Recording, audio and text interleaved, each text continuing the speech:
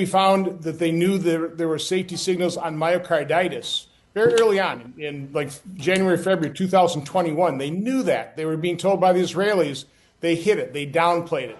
Now we also know through documentation that they also were receiving a signal with the bivalent boosters in late 2022, safety signal repeatedly, week after week after week after week for ischemic stroke for people over 65.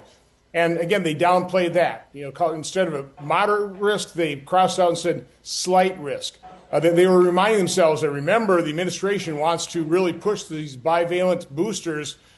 Keep that in mind as we decide what we're going to warn the American public about the dangers of these shots. But just let me go on a little bit longer. That is a headline news-breaking item right there. But the most important part of what we're revealing in this letter to Bobby Kennedy is that the CDC, FDA also were fully aware of the phenomenon of masking in their empirical Bayesian analysis.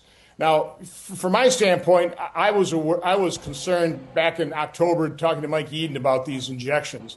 But early on in March and April, because I was concerned, I was following VAERS.